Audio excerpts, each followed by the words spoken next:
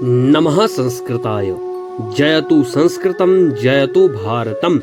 श्री गुरु चरण कमलेभ्यो नमः।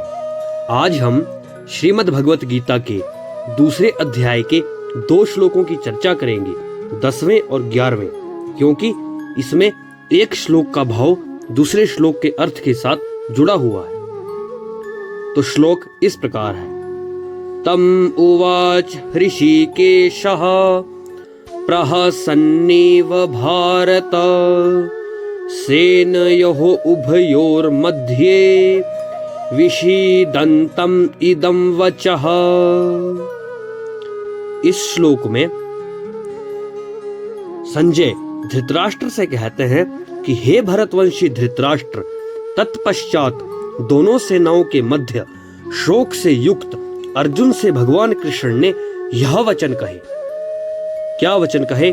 श्री भगवान उवाच अशोच्यानन्वशोचस्त्वं प्रज्ञावादांश्च भाषसे गतासून गतासूंश्च नानुशोचन्ति पंडिताः।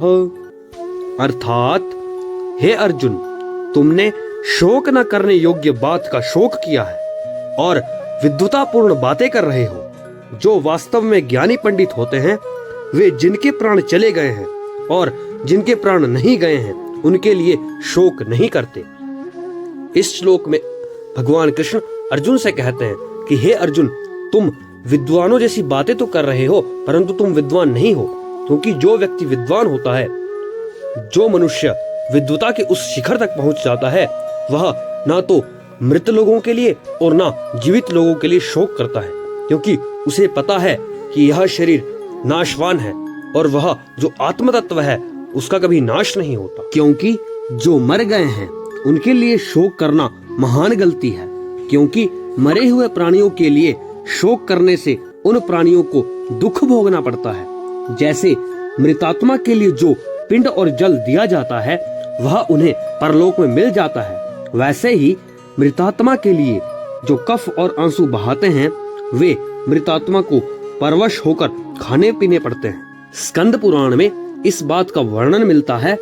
मृतानाम बांधवा ये तो मुंचन्ति अश्रुणि भूतले पिबन्ति अश्रुणि तान् यद्धा मृतः प्रेतः परत्र वै।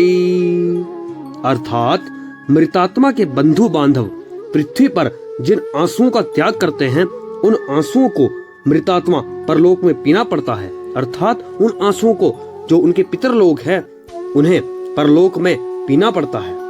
मनुष्य शरीर विवेक प्रधान है, अतः मैं शरीर नहीं हूँ, यह विवेक युक्त ज्ञान में ही संभव हो सकता है। इसलिए शरीर को मैं मेरा मानना मनुष्य बुद्धि नहीं है अपितु पशु बुद्धि है।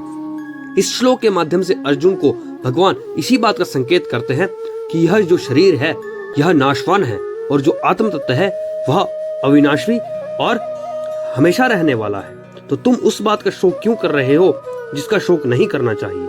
क्योंकि जो पंडित लोग हैं वह ना तो मरे हुए और ना जीवित लोगों के लिए शोक करते हैं, क्योंकि उन्हें पता है कि जो आत्म तत्व है वह सदा रहता है। तो आशा करता हूँ आपने आज के इस वक्तव्य में बहुत कुछ जाना होगा। धन्यवाद।